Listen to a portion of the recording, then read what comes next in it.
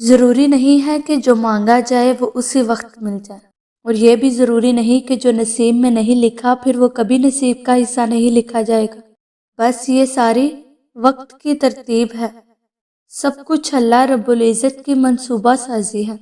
تمہارے سوچے ہوئے وقت کے مطابق نہ صحیح مگر جو بھی ہوگا تمہاری رضا کے مطابق ہی ہوگا۔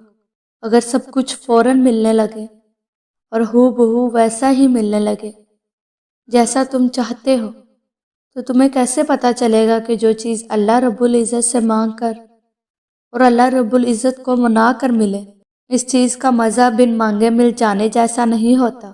اور اگر نیند آنکھوں میں اترنے لگے تو تم کیسے رات کے اندھیروں میں وہ سرگوشیاں سن سکو گے جو اللہ اور تمہارے درمیان ہوتی ہیں؟ تمہاری دعائیں سن لی گئیں، مگر یہ وقت آزمائش ہے کہ انتظار کتنا کرتے ہو۔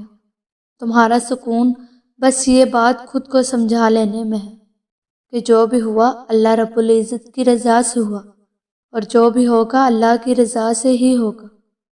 تو اگر دل کو حقیقت پر منانا مشکل ہو گیا ہے تو اس کو منا لو جو حقیقت کو بدل سکتا ہے، اور اس کو منانے کی بس ایک ہی تدبیر ہے: دعا، صبر، یقین اور انتظار۔ ہر چیز کو کسی نہ کسی مقصد کے تحت تم سے وابستہ یا پھر تم سے دور کیا جاتا ہے، اور وہ مقصد تم کبھی نہیں جان سکتے۔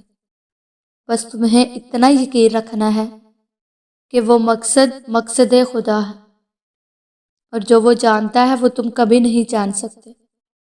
بس مطمئن رہو کہ جس کے ہاتھ میں تمہارا نصیب ہے وہ معجزوں کا بادشاہ ہے، اور اس سے بہتر کوئی مصنف نہیں۔